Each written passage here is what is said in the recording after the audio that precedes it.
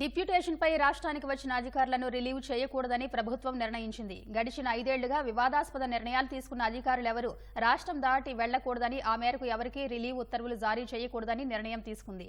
సదరు అధికారుల బదిలీ ఆదేశాలను కూడా నిలిపివేయాల్సిందిగా ప్రభుత్వం ఆదేశాలు జారీ చేసింది. రాష్ట్రానికి డెప్యూటేషన్పై వచ్చిన అధికారుల విషయంలో ఏపీ ప్రభుత్వం కీలక నిర్ణయం తీసుకుంది. డెప్యూటేషన్పై వచ్చిన అధికారులను రిలీవ్ చేయకూడదని ప్రభుత్వం నిర్ణయం తీసుకుంది. కొత్త ప్రభుత్వం ఏర్పాటు కానున్న నేపథ్యంలో డెప్యూటేషన్పై వచ్చిన అధికారులకు సంబంధించి ప్రభుత్వం ఈ కీలక ఆదేశాలు జారీ చేసింది. తమను రిలీవ్ చేయాలంటూ డెప్యూటేషన్పై వచ్చిన అధికారులు చేసుకుంటున్న దరఖాస్తులను పక్కన పెట్టాలని ఆదేశించింది. గడిచిన 3 ఏళ్లుగా వైకాపాతో అంటకాగి ప్రజా ప్రయోజనాలు తాకట్టు పెట్టేలా కొన్ని వివాదాస్పద నిర్ణయాలు తీసుకున్న స్టాంపులు, రిజిస్ట్రేషన్ల శాఖ ఐజీ రామకృష్ణ తనను రిలీవ్ చేయాలని దరఖాస్తు చేసుకున్నారు.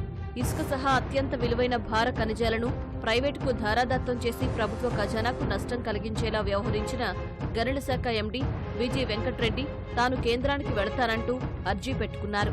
తక్షణం బాధ్యతల నుంచి రిలీవ్ చేయాల్సిందిగా సమాచార పౌర సంబంధాల శాఖ కమిషనర్ విజయ్ కుమార్ రెడ్డి కూడా సీఎస్కు దరఖాస్తు చేసుకున్నారు.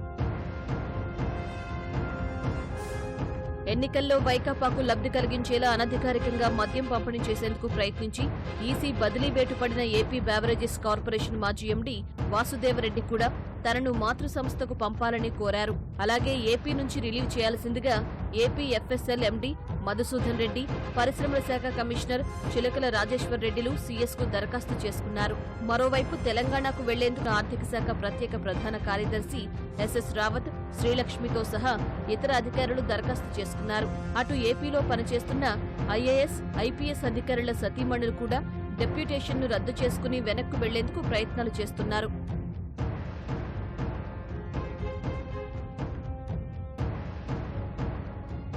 బదిలీల నిలిపివేతతో పాటు ఉన్నతాధికారులకు ఎవరికీ సెలవులు ఇవ్వొద్దని ప్రభుత్వం నిర్ణయం తీసుకుంది.